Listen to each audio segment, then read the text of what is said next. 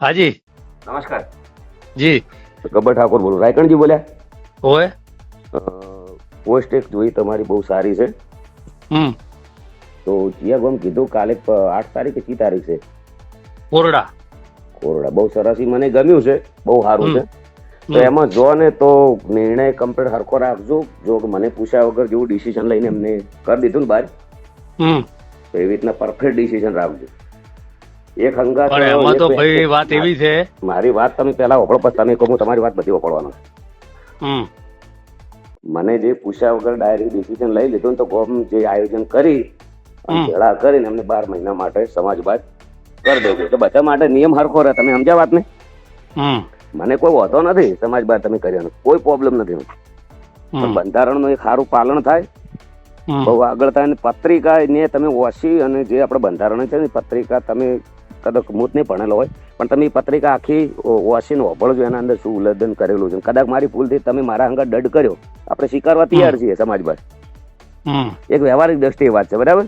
પણ સાચું કરજો એમ. કાલ ઉઠીને ફેર સમાજ ઉછી પબ્લિક રાજી થાય, જનતા રાજી થાય, એવું ના થાય એમ.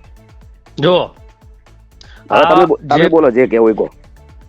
આ જે કોરડાનો છે ને, એ કોરડાની ગ્રામ સમિતિએ નક્કી કરી વાત છે, અને એની અંદર જે બંધારણ સમિતિમાં, બંધારણ સમિતિમાં નથી. એટલે શું કરવાના છે, શું હે?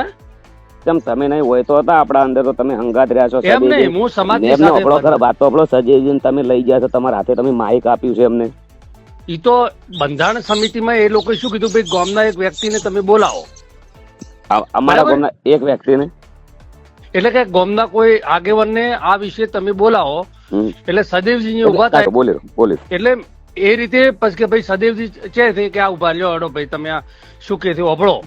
એટલે સદેવજી અહીંયા આયા, બરાબર. હવે આ જે સમિતિ છે ને, એ બંધારણ સમિતિ છે ને, એ નક્કી એ જ બધું કામ કરે છે.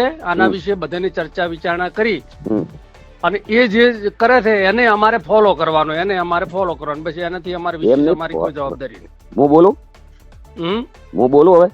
હા બોલો.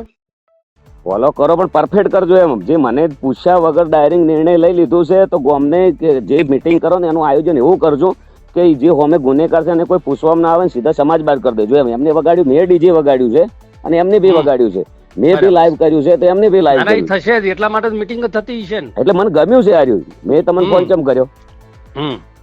મેં ફોન એમને તો કર્યો ના હોય.